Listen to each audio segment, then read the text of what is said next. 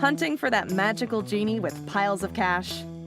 Join Candice and her guests as they uncover financial secrets, have a laugh at past mistakes, and savor financial rebounds. Thank you for listening. Let's dive in and do something today that your future self will thank you for. Welcome, everyone. I am Candice, and welcome to the Money Flow Genie podcast. I'm so excited to say that I have met this extraordinary woman. This woman's name is Pattie Quijada, and I am so happy to have her here because, first of all, we met and we just it was like old souls. We just met and just took off. So I'm really excited to see where this podcast is going to go because we really bounce off of each other. Yeah. And so, Pattie, welcome to the podcast. How are you Thank today? you for having me. I'm good. How are you? I'm excellent, particularly having you on. And I just want to say to our listeners that we start the podcast with the self-praise showcase. And so, Pattie, tell us a little bit about something that you're really proud of yourself for, because we are not taught to boast. It's supposed to be frowned upon.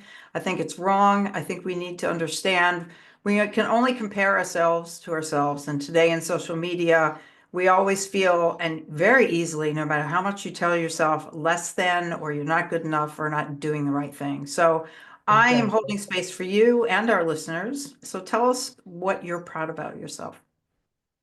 I'm very proud that I raised two very productive members of society, my two daughters.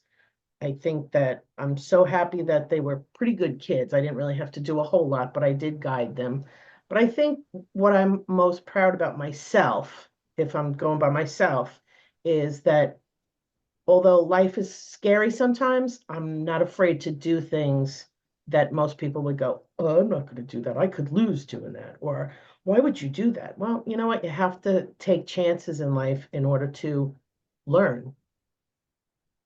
That's Yeah, kind of where I'm at with that. that is so true. And congratulations on acknowledging that in order to change and make our lives better, we have to do something different. Otherwise, we just do the same day every day of our lives. And it's really sad when you meet someone and they say, you haven't seen him for a long time, and say, hey, how are you? And you're standing, I don't know about you if you've had this experience, but I'm standing there thinking, I haven't seen this person for about 5 years, and they are talking about the same thing. I remember exactly what they're talking about right now. Is there 5 years ago. Yep. Yeah, 5 years ago. To Yeah. me, it's just really sad. And a Yeah. lot of people do that by default and not even aware of it. Listen, I have a wonderful tenant in one of my properties. She's moved in 4.5 years ago, and she was, separating from her husband. They're still good friends, but she was separating from her husband. She moved in, she had no credit, she had, nothing to show for any kind of a history. And she's been one of the best tenants that I ever have. And whenever I see her, she almost tears up and she's like, you gave me a chance when no one would. So I said to her about a year and a half ago, I said, listen, Denise, I said, I want to sell the house and I want you to buy it. And she was like, oh, I can't buy it. I said, listen, I'm going to hold the mortgage for you. You don't have to do anything. You have to do the same thing you're doing now, except rent up the upstairs and then basically live for free. She wouldn't do it. She was afraid. And I know it drove me crazy, but you know what? I guess God puts a plan in front of everybody and you just got to go with it. I mean, for a couple of years, I tried to say to her, don't be afraid. What's the worst that can happen? You'll lose, you'll start over again. But nope, didn't want to do it. So anybody out there who is afraid to do something, don't be afraid, because in 100 years, no one's going to give a shit if you made it or you lost. No one cares. They only care in the moment to have something to talk about. And sometimes you think people really do care about what you're doing. And if you start a conversation up about where you've been with what it was they were asking about, sometimes they just look at you like a dog hearing a sound, like, what are you talking about? Yeah. And then it's like, oh dear. All right, on we go to the next. I read something great a couple of weeks ago. It said that intelligent people want to see other people learn. Successful people want to see other people become successful. If people don't want to support you and build you up, it's because they're not successful and they're afraid to take the steps to become that way. Wow. Just sit with that for a second. And Yeah. that so holds true. I have not met a single successful person that has not wanted to help in any way Yep. and genuinely help, not like, hey, pay me this for that. Genuinely help. And Yep. even mentors, you can choose mentors that are just there for the money, but Mhm. even choosing mentors, pay attention to how they speak, feel like you resonate with how a person speaks. And if you feel like they're transparent and what you see outside, now with social media, you can really look. If people walk the talk, that's Mhm. somebody to hang out with. I love it. I can't say that it's fun in the moment, but I love it when I go into a room and I'm intimidated because that tells me that that's exactly where I need to be because there's so much more knowledge that I could absorb like a sponge in this room. And I have to remember exactly what you just said, that successful people and intelligent people, they want to help people move along. Patty, Yep. I just realized that we need to tell our audience a little bit about you. I'm so comfortable with you. I'm just like sitting back. This was like the last conversation. You and I were on the phone for what, like 2 hours? I hope the listeners are laughing right now because this is the nature of this podcast. We're not scripted here. We're real Nope. people living extraordinary lives. And so, Patty, tell us about yourself and who you are since I'm so rude and didn't do You're that. fine. You're fine. So I am 57 years old. I live on Long Island with my husband and my 2 children. We own a plumbing company. We were very fortunate that the plumbing company was nice. I mean, listen, we're far from millionaires, but one day I woke up and I was like, oh my God, I'm almost ready to retire and I have no savings. I have no passive income. I have nothing. What am I going to do? So I had a customer who was with the plumbing company and he had rentals all over the place. And he said to me, Patty, you have to come to Detroit. You have to buy some rentals. Blah, blah, blah, blah. So I wound up going to Detroit and we got a house. It didn't work out exactly the way we had planned. We sold the house, but I rented it for a few years and I made some money off of it. And I sold the house and I wound up making 50,000 on it. So we took that money and then we went to Pennsylvania. And I buy in very low appreciable areas. I don't buy in very expensive areas because it's just, you have to stay $1 million liquid if you want to have places like that. So we wound up buying in Pennsylvania. So now we have 7 places, actually 6. I just sold one. We're closing next week. And it's worked out very well. Being a landlord is not an easy thing because, again, you're responsible for clogged toilets and broken furnaces and roofs and all that other stuff. But it is a passive income. Financially, where am I in my financial journey? I'm not even close to where I want to be. My idea of financial freedom is to basically do whatever I want whenever I want without having to worry about stealing from Peter to pay Paul, because that seems to be the American way now. Unfortunately, a lot of people don't realize that there's a way out of that. I'm living proof there's a way out of it. You can pay your credit cards off. You can do,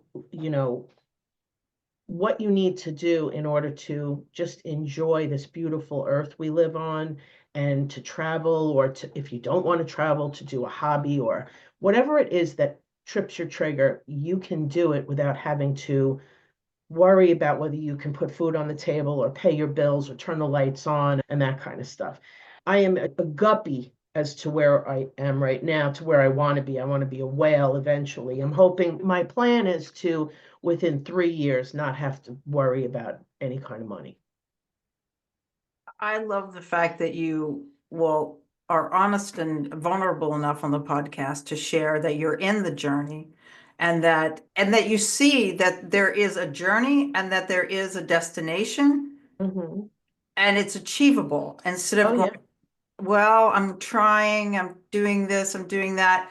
Often I hear people talk about either they're talking as well, it's important to think positively about being there and talking, and I believe in talking as if something has already happened, Absolutely. but not living into a fantasy land and No, acting as if it's all there, but talking in the present and keeping it in the present moment, because I feel like your brain, and there's studies about this, just not coming out of my mouth this way, you know? absolutely. They say if you wake up in the morning and for 30 seconds you envision whatever it is, money coming into your hand, a number in a bank account, a number of houses that you need to achieve that, or whatever it is that your vision is, if you 30 seconds every morning envision that, you are, I think it says 75 or 80% more likely to achieve it.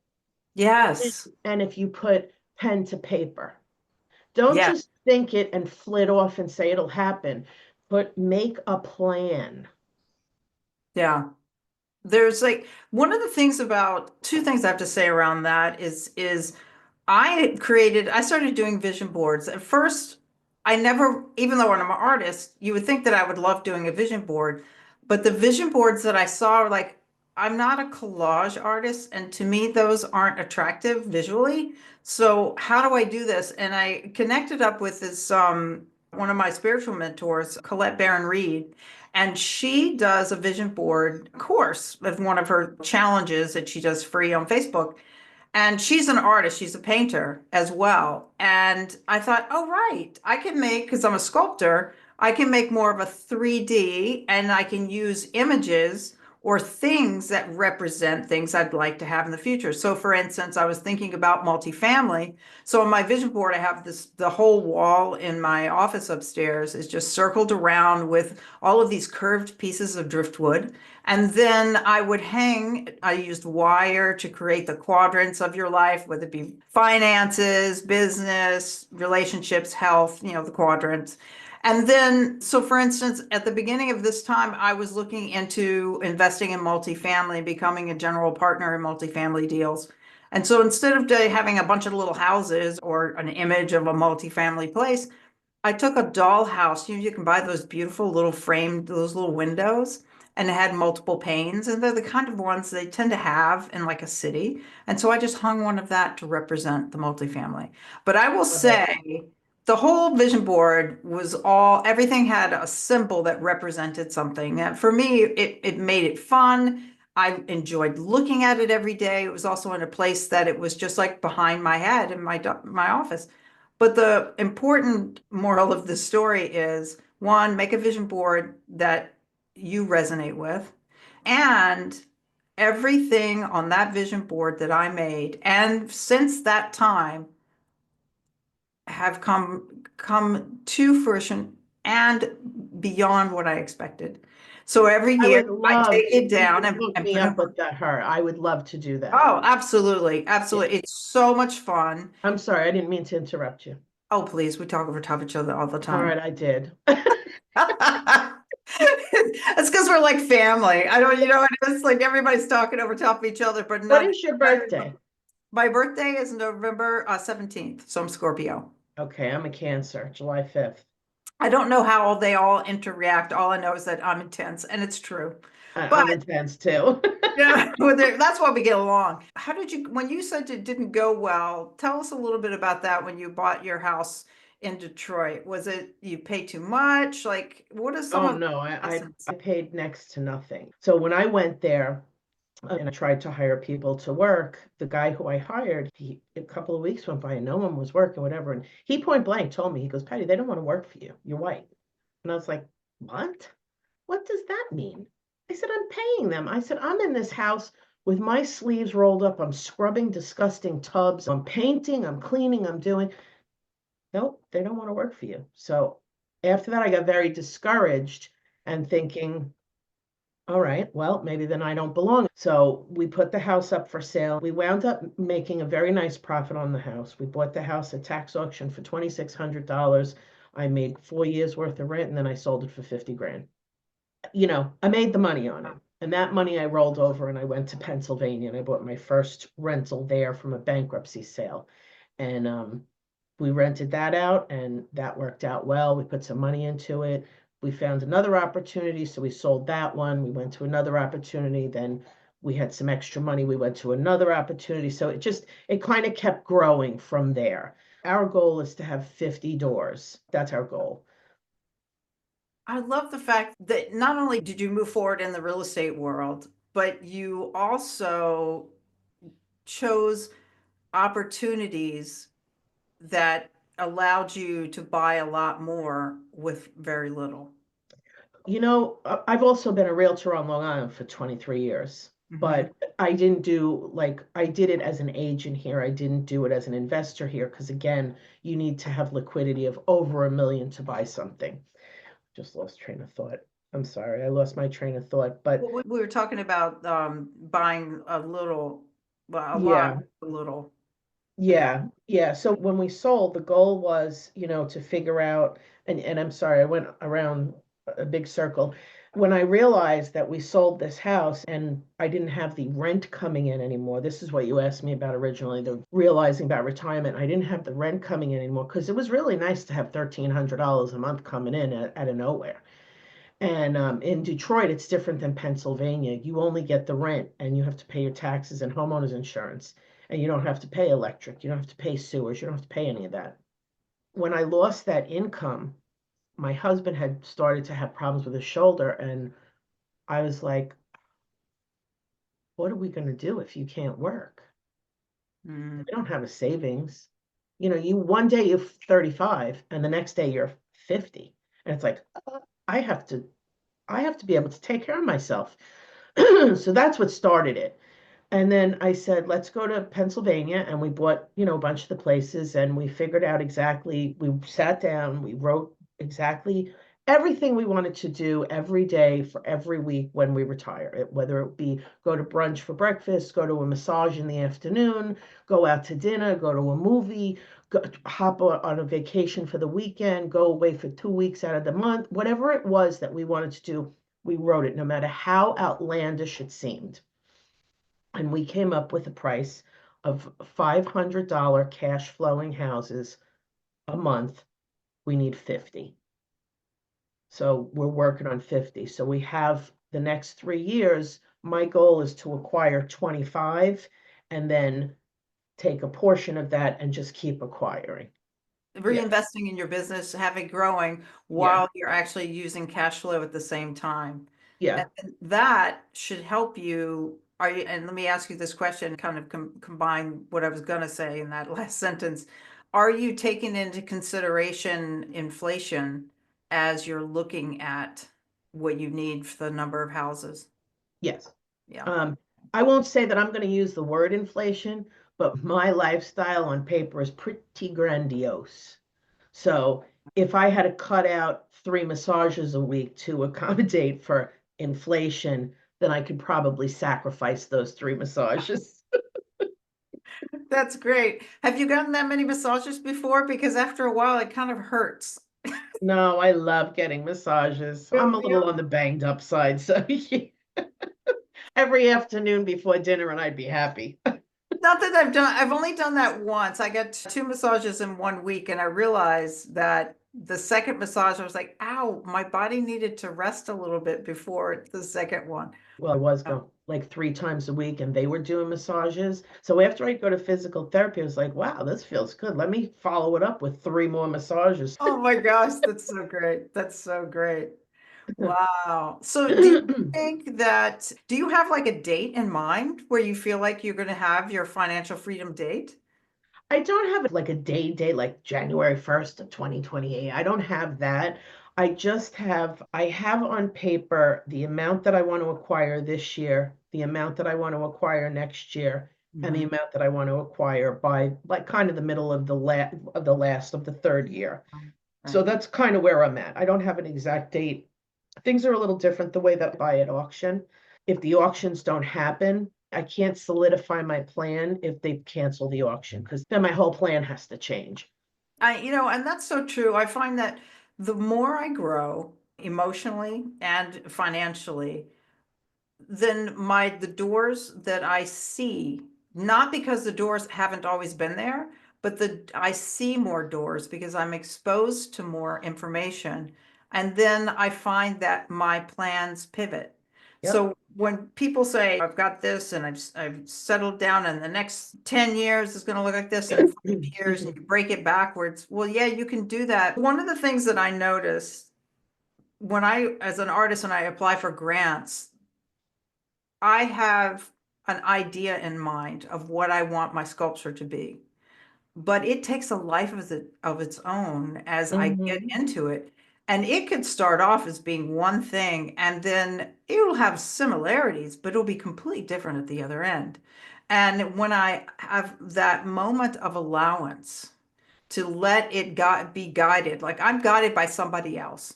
It's not me doing all this sculpture. It's like there is the divine intervention comes in and says, "Hey, this is what needs to happen." And then I create this thing.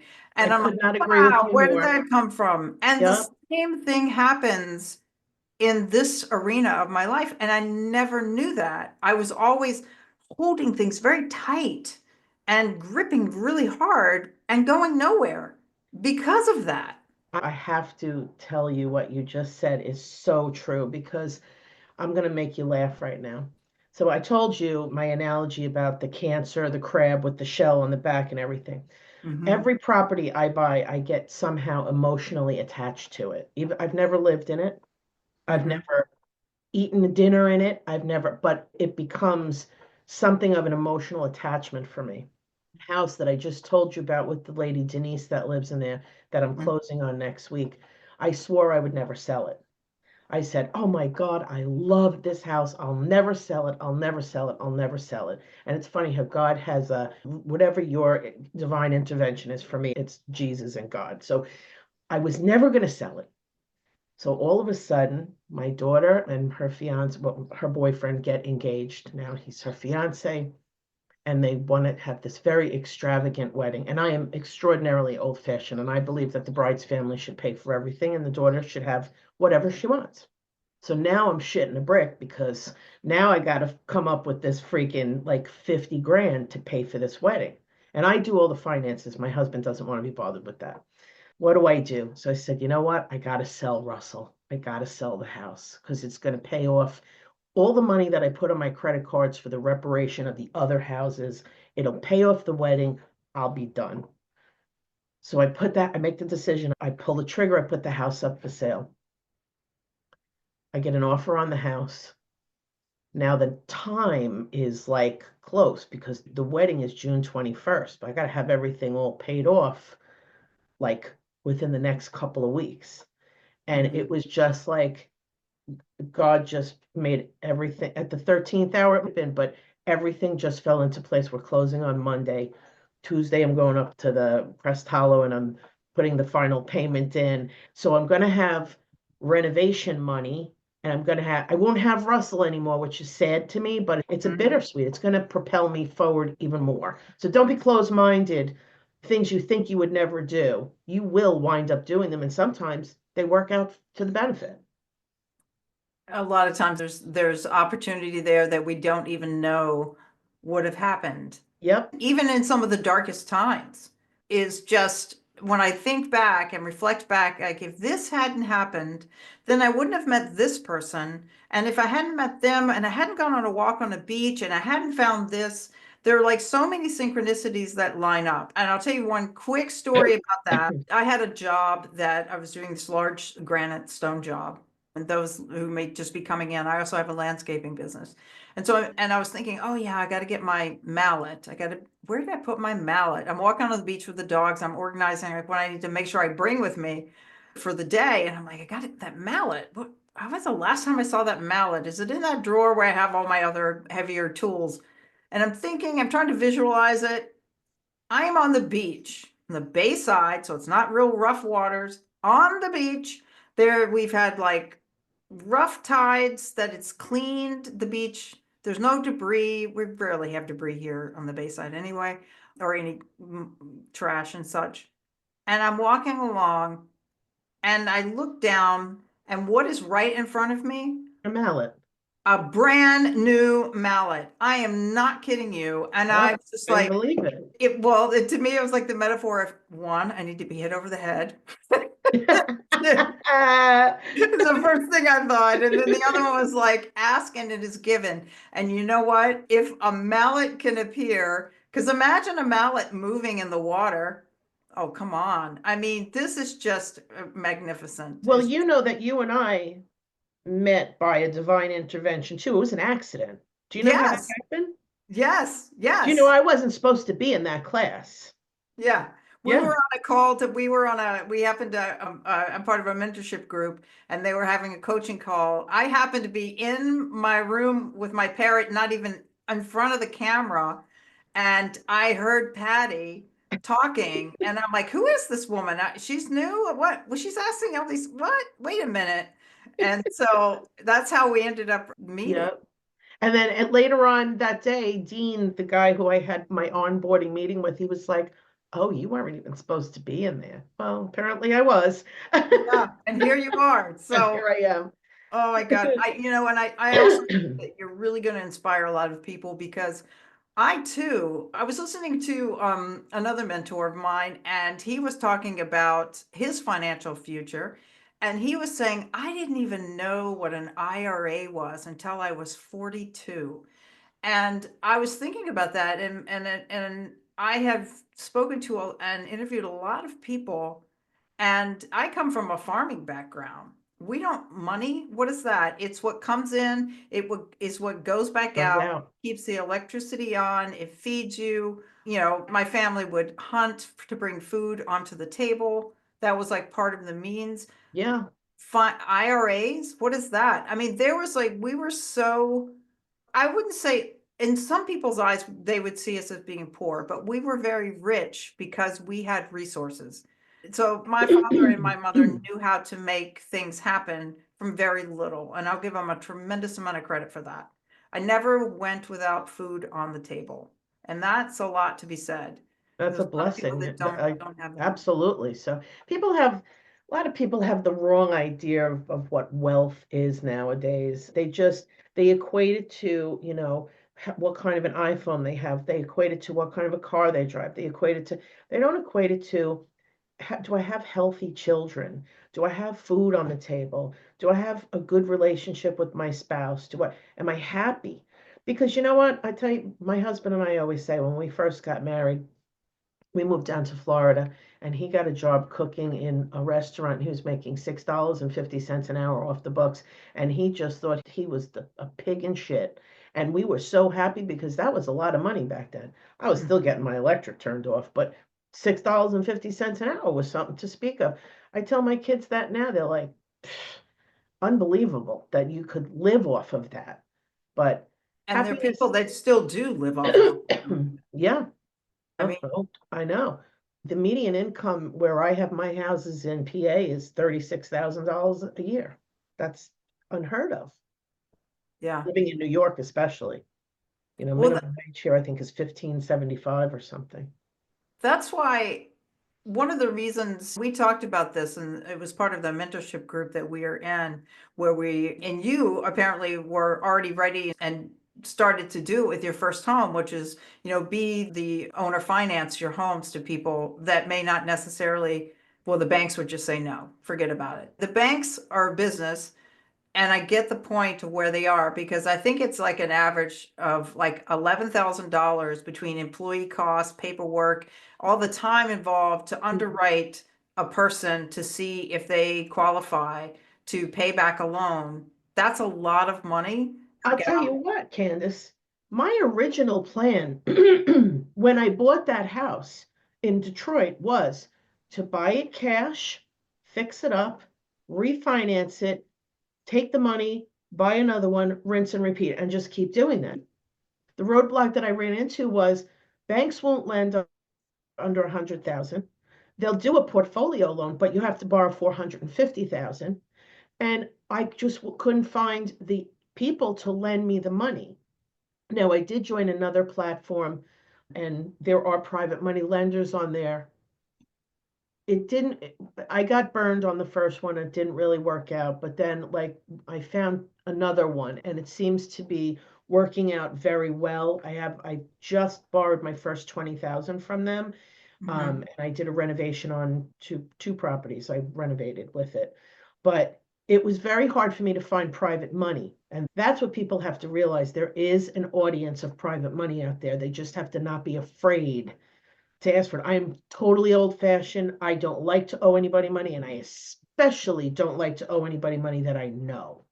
So Yeah. you kind of have to, I won't borrow any money from my friends or my relatives. Not that I have any relatives to borrow from, but I borrowed someone who I have been doing business with for probably 25 years. And I borrowed 20,000, 12% return, $200 a month. And then at the end of the 12 months, I give them the 20,000 back. But it's worked out very well. I have a friendship with her. It's working out really well. And with this experience, I'm not as afraid to borrow money from someone anymore because I'm not really borrowing it. I am investing their money because they're making a 12% return. Yeah. You don't get that at the bank. You don't No. get that in an IRA.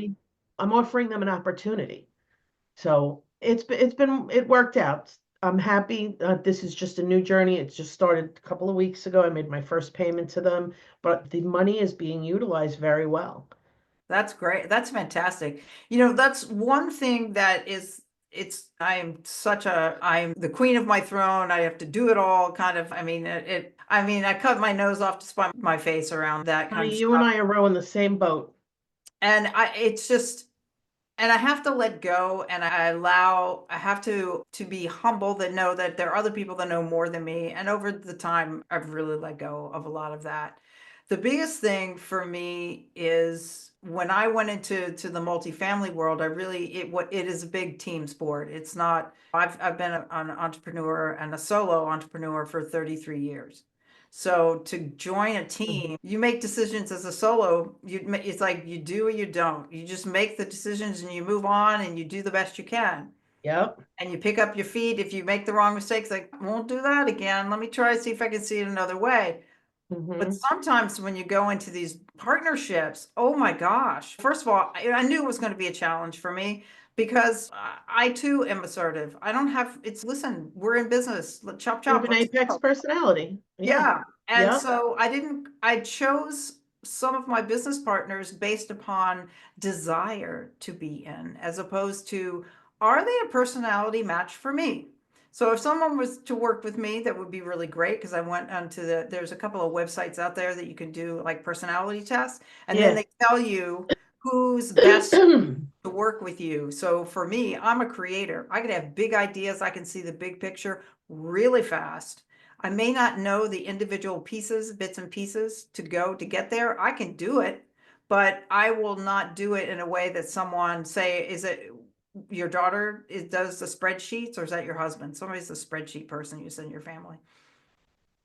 My daughter does she does the study guides for the nursing program. Yeah. So Yeah. it's like she would be good as the person, like, coming to with the ideas, and this is what needs to happen, and her putting the package together to bring it forth and Yes. get around. Yeah. And so, like, for my personality as a creator, that's somebody I need to have on my team. I can't have a bunch of creators, because we'll be just like out big picturing each other, you know? And then if you're someone, for instance, that doesn't like to be in the forefront and be on stage, then you need to have somebody that is more of a star. They actually call it a star, that loves to be on stage. It doesn't mean they have a big ego. They just love to be in front of a bunch of people. So if I had a business, I would want a person to be in front. I just like to educate. If I feel like it's a disservice from where I came from and to the knowledge and where I am today. No one pointed this stuff out. I sought it out, but it was a lot of errors, and a lot of time could have been spent if I had somebody, a mentor, somebody having that information out there to say, hey, this is possible, despite the fact that you grew up on a farm. And I do have a master's degree in art. That was just I pursued that myself. No one in my family, I'm the only one in my family that has a master's degree. I think my brother is the only other member of our family that has a bachelor's degree. So education is key, but you don't have to go necessarily to a university to get that. Yeah, well, the School of Hard Knocks is really what teaches you. I don't know if I told you this, I had surgery on my neck, and a lot of my papers and stuff got just piled on the desk, and I got way behind. So I hired one of my daughter's friends to come over and be like an assistant to me and clean up. I hired him to come over and be like an assistant and help me do filing. I know I sound very old saying filing, but I mean on the computer filing, paperwork, cleaning everything up, getting me up to date. So when he comes over, he says to me, he goes, "Oh, will you teach me how to invest?" And I said, "Well, Fallon, I'm not a professional investor. Like I don't have a bazillion. He goes, "Yeah, but will you?" I said, "Absolutely, I'll teach you." So few weeks goes by, and I'm sitting downstairs, and he comes running down the stairs, and he goes, "You are a visionary." He goes, "I am an integrator." And I'm like, "I still don't know what you're talking about, Fallon." So he goes, "You are good with people. You are good talking. You see things and you can picture things done before they're done. You don't see a house that's broken down. You see a house that's finished. Your mind shows you what it looks like after it's done before anybody even lifts a hammer." He goes, "I hate to talk to people." He goes, "I hate to look at things and figure out how to get them fixed. That's not my avatar," he called it. He goes, "I am good with the computer." I said, that is the reason why you are here." So he goes, "I know." So he goes, "Did you ever hear of this platform?" And I don't know if I could say the platform on here, but whatever.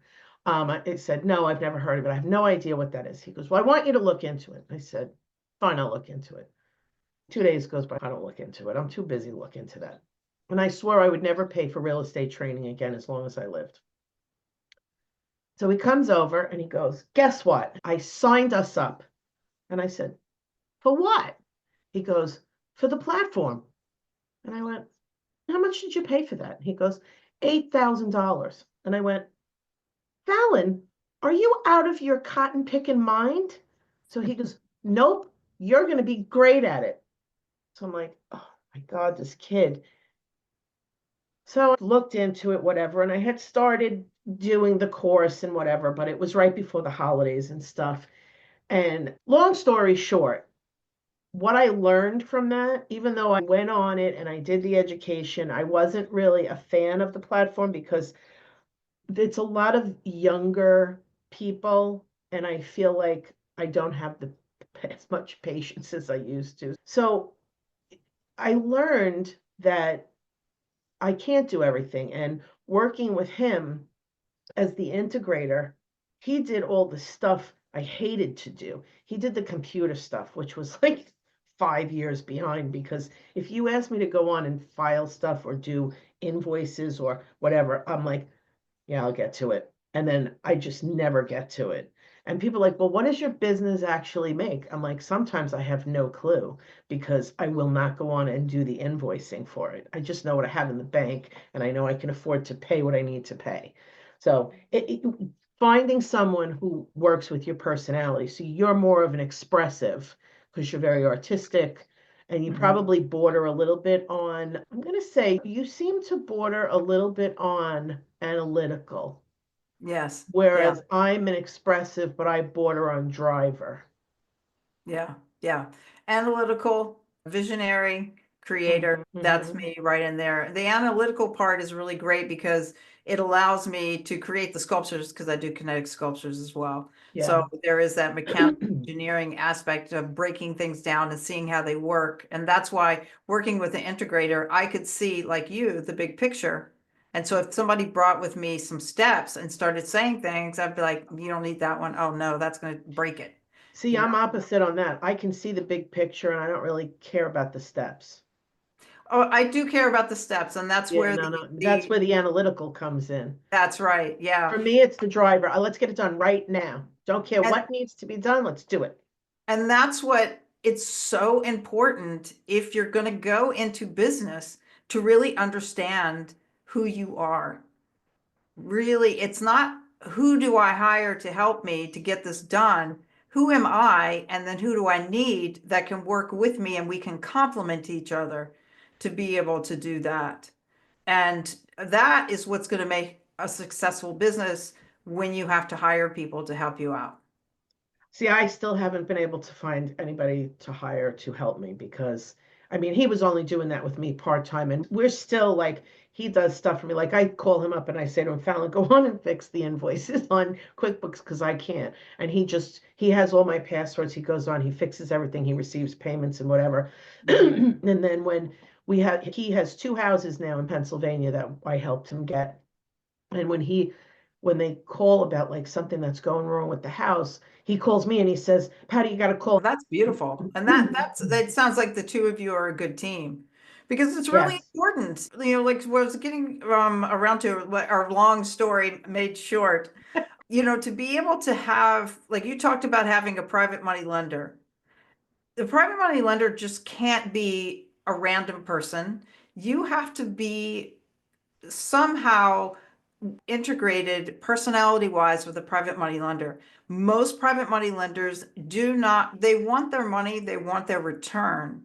They do not want to know, they can have an understanding to make sure your business plan is going to work. Don't get me wrong on that. They don't want to do that work. And Yeah. people go to people for private money lending who want to do that work. You want to go for someone that truly wants to make their money work for them. And that is what a private money lender is. They didn't Just ask me because you for make money in anything. real estate doesn't mean that you want to do the work. And I see so many people, particularly in the multifamily field, that have been limited partners, meaning people that invest for private money. And then I thought it was really interesting. In Tony Robbins' Money Makeover book, he talks about being a to being a limited partner, all of these business startups, et cetera, all sorts of things that you can do, particularly at the caliber that he's at. And then he's saying, and then you can make even more money if you're a general partner. And I'm like, oh, Tony, you didn't just say that, did you? Because that means you're actually doing it. You're doing that work. Yeah. It's not sit back and watch the money come in. And there's a big difference in that. And that's why I'm doing a few series on private money lending to educate people on what it means and is it for you? And man, when I get to the point, it would be excited to be a private money lender. Because Yeah. right now, I too, like you, I'm building my portfolio. So I want to put that towards there. They came to me with an opportunity to become a private money lender. And what I was going to do was I was going to mortgage one of the properties through a private money lender Mhm. on one of my properties. So then I would lend them EMD money, but they wanted me to hold the bank account and wire the money every time they needed it wired. So I was like really kind of doing the work, but then I can't complain because I was getting a 24% return on my money. So that wasn't bad, but the deal fell through. So he's trying to come with me at another one. I haven't sat down and looked at the particulars yet, but we'll see how that works. Yeah. I just know, and I think you probably know this from your experience, that whenever there's a really high return, there tends to be a high risk, you know, Yes. and that people hear rates and they're not looking at what is it that you're in bed. 24%, I'm in. And it's like, don't do that. Look at it, really Well, understand it. the way that I looked at it was that this house that I'm gonna put the mortgage on, I'm not Mhm. all that crazy about it anyway. It's Mhm. kind of in not a great area. As a matter of fact, my property manager just sent me a text this morning that there was a shooting at the corner of Ohio and Park. I said, you know what? Worst case scenario, let them foreclose on me. They can have the house, let them try and get rid of it. We'll see. I don't know what's gonna happen. We'll see what they bring me and put on the table, and we'll see what's best. But yes, you are right. There is a very high risk of when you have a high rate of return. Yeah, yeah. Patty, this has been fantastic. And I just have to say, we're gonna, as we bring this podcast around to a close, one of the things that she and I have come to, that I want it to be like our motto, that before when we get off this podcast, we're gonna hit the ground with our boobs flapping. Who's the flapping? Because we were talking about earlier before this podcast and how we just like we get up and we put on clothes that we're comfortable in, we're ready to go. We're not spending all this time on keeping up appearances. We're too busy. We got our lives to things to do, places to go. That's right. Yeah, You so keep that's seeing fantastic. things to do, places to go, business to have. And so, I love the fact that you have written, I just want to circle around to like your whole vision. The whole concept of this podcast has been really inspiring, I think, because the average person, we're just working Americans, we're doing the best we can with everything that we have. You're stepping into fear. You're encourage people to do it. You know what? Fear is a natural thing. Anytime we Absolutely. do something new, our prehistoric brain is going to say, whoa. And there's times to pay attention to it and identify it and saying, okay, this is like the last time. Or is if I'm getting so nauseous and everything keeps getting in my way, then there's probably something saying, please don't go forward with this. We have to learn our own body indicators. Our Yep, bodies are our best messengers. They really absolutely. are. Pay attention. I'm like, is there anything like anything that you've experienced that you just knew you had that gut feeling somehow in your body and where you resonate with that says, this is not working for me? Oh God. We could do 4 more podcasts on that. Yeah. Living paycheck to paycheck was it. I'm still in that position. Very far from where I want to be. But coming to the end of the month or the beginning of the month and being afraid I can't make the mortgage payment, and my parents are deceased, and I'm like, I have nobody to fall on. I got to make this work. And my husband's great. He works, but he doesn't deal with the money. I deal with the money. He goes out and he makes the money, but it's up to me to spend the money. So it just got to the point where I was sick of having $1.27 in the checking account and going, oh, we better get some money before next week. And what happens when he can't work anymore? That was kind of that was the point where I said to myself, I need to stop. I had been investing for a couple of years, and I felt as though I should have been so much further ahead and had so many more doors than I did. But when I sat and I thought about it, I said, I'm getting in my own way with fear.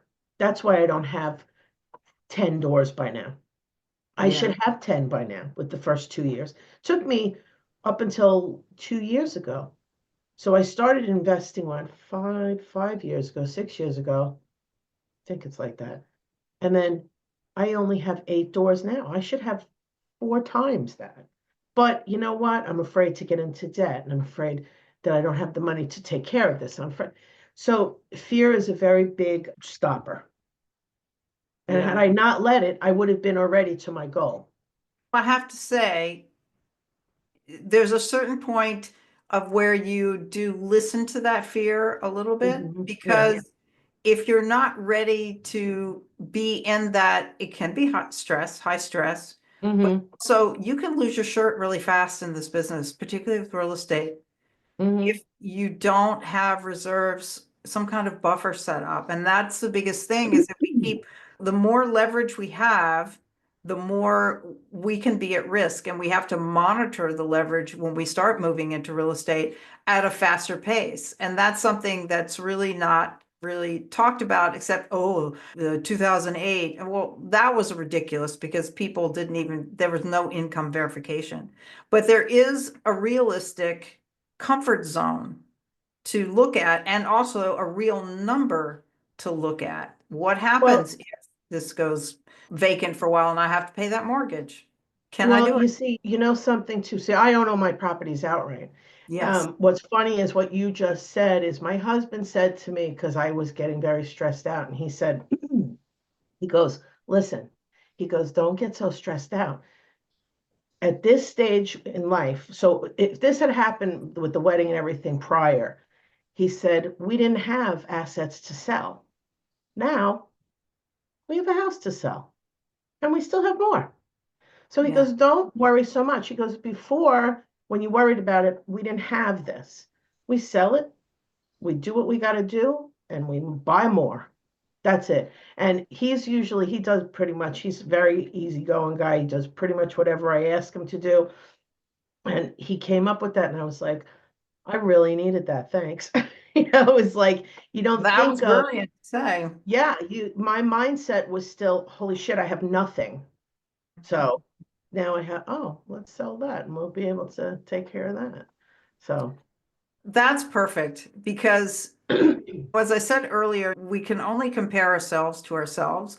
And sometimes yes, when we're in the motions of moving forward, and we are, if you do anything to do something different, you're moving forward, even though you don't have something tangible in front of you. And right. I remember I felt the same way at one point, and I made a little chart and I wrote the years that when I originally started in real estate, and I did for a hobby. And then when I started doing it like 2018, I started really thinking about it as a business. And 2011, I actually did one, but I fix and hold and rented it out for a while. And then I sold it because I was bored with it. So it's kind of fun to think about that. It's like, oh, this is boring now. Let me buy something else and fix it. So, but I realized I was running a business and I didn't identify it as a business. So I was like, Right. oh, look at that. Look at that mindset was like, this is a hobby, but I was successful in that, but it was a hobby. And now I do this as a business and I look at it completely different. And I look back and go, wait a minute. If I feel like I'm not moving fast enough, I just go back in time and going, wow, just so many years ago, you had nothing other than your Hmm. personal residence. That was Yeah, it. yeah, And now look at you. yeah. And so it doesn't matter that this person is this is where I have to like stop looking at social media because they're like, closed on another door, bought this, bought that, did this, did that. And all I think is, and I'll wrap my little thing up. This is that I was once, and I have a comfort level of risk. And when it comes to actually in the multifamily world, you're using other people's money, the limited partners. I don't want to be responsible for other people's money Hmm. in a risky way. I want to be 100% confident, knowing that it's not confidence being cocky, it's confidence because I know we're doing the right thing. And Yes. it was a business partner on our team who, when you do the multifamily, you have to have all of your financials exposed to each other because you have to submit them to the bank. And the other partners they put in were all about the same, and our net worth and our expenses. This guy submitted his stuff. He was so in the negative in the sense of net worth. He was $3 million in debt. Now, it was debt that was on homes and things like that, not like credit card debt. But I was like, whoa, where is this? Like, where this is upside down. And then, as we're moving forward and visually from the outside, I was like, I thought this guy really had it on. But this is the one thing that if anybody could take anything, there's so many nuggets from this podcast, by the way. Yeah. You cannot judge somebody by their covers. You cannot. You can't judge No, me by my dreads. Most people think, oh, Rastaman. It gets high all the time. it's very, very easy to Yeah. become upside down. It is very easy too, because I've done it. I've done it. I've learned from my mistakes. I've been upside down. Like on the one platform that you and I are both affiliated with, Mhm. it was amazing how I was watching like the infomercial fee and stuff, and it says, Mhm. it's great to be a landlord and you could rent a place out for 2 years, and then all of a sudden you need a new roof. And that 2 years worth of rent now is gone. And you have to put a new roof on. So really, they paid for the new roof, not your passive income. You have to be able to, and that was right when he said that, it was happening to me. I mean, literally the same scenario. And the upstairs tenant had moved out because of the roof was leaking. And it was like a $10,000 drop for a roof, which is very cheap in most of the world, but in PA, it's not that much. And it's not a huge house, but I didn't have $10,000. I didn't have it. So I was like, and this was the house that I just sold. So it just, God put everything into perspective. He was like, just, you know what? Here's what you're going to do. And I just surrendered myself and I said, okay, here's what I'm going to do. And but people need to realize that you have to have some kind of a slush fund when you have this, because you never know. In the middle of winter in Pennsylvania in the mountains, if your freaking heat goes out, your pipes are freezing. So either you get someone over there immediately and be able to pay them, or you're going to put a whole new heating system in. You learn so many things that you never you never even thought about, not even as a tenant. You're a tenant, your heat goes, you pick up the phone, you call your landlord, and boop, that's your landlord's problem. You go back to watching your TV show. But as the landlord, now you got to get someone to get out there and fix it. So anybody who thinks that they're going to get into real estate and become a bazillionaire within months, if that was the case, everybody on the earth would have done it. Yeah, yeah. No, any business usually takes about 2 years to see if it's actually going to be profitable. Yeah. And then from that point on, depending on what you choose and niche, et cetera, and what type of business you're in, and Yes. there is no get rich quick. It Nope. really is a scheme. Yeah. And that's one of the reasons I'll close with this, is that it's so much out there that you can quit your job after X amount of time. Just one property, like multifamily, the gurus are constantly saying this person quit their job, which is an acquisition fee, which is just a percentage of a fee if you are on the general partner team. Not true. But it's to get people to sign up for their platform. What is your opinion? What is your best in real estate, of course? This is what I'm talking money, private money lending, real estate, that kind. What is your opinion of the best passive income? The best passive income, I think, is private money lending, honestly, because you're completely in control of who you give your money to. You can set the rate, but also know that the rate you're setting has to fit with the business plan that you're connecting with. And therefore, you are the bank. The point Yes. is that being the bank, and I've said this before in other podcasts, there's various ways of being the bank. And that is one aspect is the private money lending. The other aspect is having a whole life insurance policy where you are in control of the cash out value that you can draw from, being your own bank, your own family bank. Whenever you're the bank, you win. And Yeah. one of my mentors said to me, not just personally to me, but part of his program, and it's so true. What business is on one block and there are multiples of them, and they're the tallest buildings on one city block? The bank. Banks. The Yeah. banks. I didn't How think do they about do that for a that? minute. Yeah. Because we are taught to think of like consumers. That's our jobs, is to consume. And as we consume, therefore the economy grows, therefore everything flows when we consume. And Yeah. we're taught that from a very early age. And we don't really know that thinking. But when you start to think about a banker, it's when you think as a banker, where can I take my money and have my money grow for me? Mhm. Use this $1 bill twice. Yeah. And it Now, can be done. you said something about whole life. I know absolutely nothing about whole life. Did you do a podcast on whole life? I did do a podcast on whole life. I think it's coming out pretty soon. It'll be out before this one, so it will have come out. What I love about them as a team is that they both have been working class people.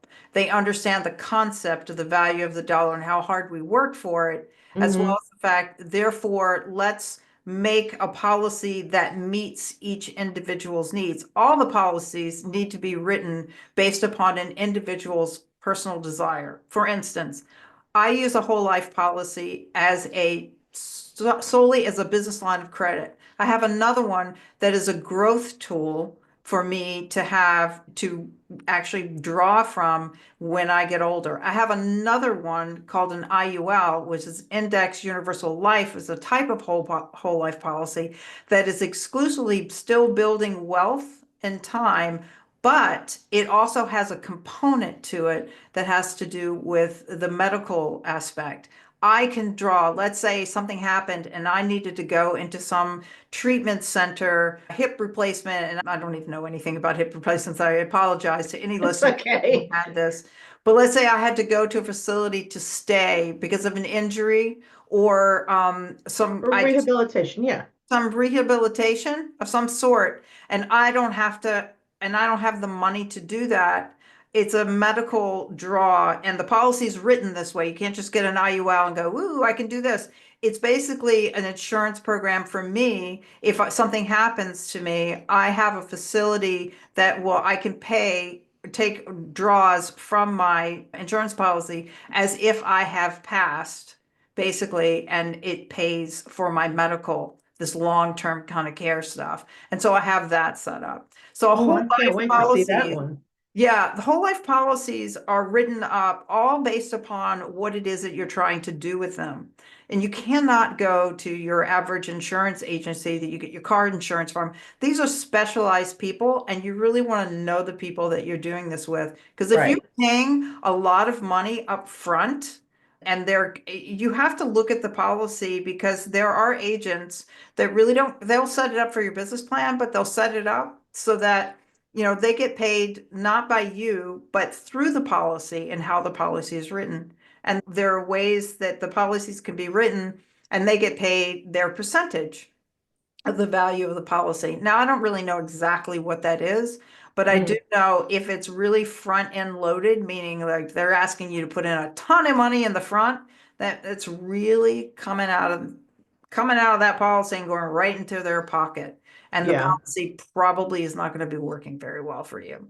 It's basically just for that person. But yes, I will share. I'll put the resources in this podcast to refer back to that podcast, and also just in the show notes for people if you didn't get to hear that one. Patty, I'll reach out to you and email and send you the information for that.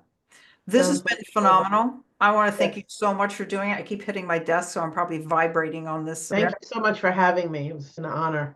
This is great. I love having these organic conversations, and you are a testament to how I close the podcast with, which is that you are your own genie in a bottle. You Love have that. just explained exactly what you did and how you were your own genie in the bottle.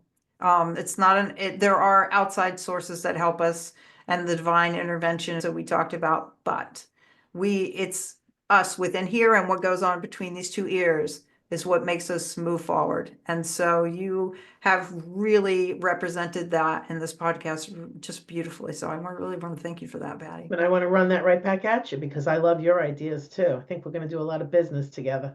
I hope so. Oh my God. Yes. There'll be a lot of laughter. Yeah. Oh my gosh. Totally. Thank you so much. Well, thank you so much for our listeners. And Patty, is there anything else, or how people want to if they want to get in touch with you? My number is on the screen. It's 631-823-2705. If you have any questions, I'll be more than happy to answer them if I can. If I don't have the answer, I'll try and get it for you. Oh, thank you so much. Well, thank you everyone for listening. And remember, you are your own genie in a bottle, and do something today that your future self will thank you for. Thank you so much for listening, and see you next time. The info in this podcast is straight from our personal experiences. You alone possess the power to manifest your desires. You are the genie in the bottle, awaiting your command. So ask smart questions. We're not licensed financial pros, so be sure to consult with a licensed professional, attorney, or tax consultant.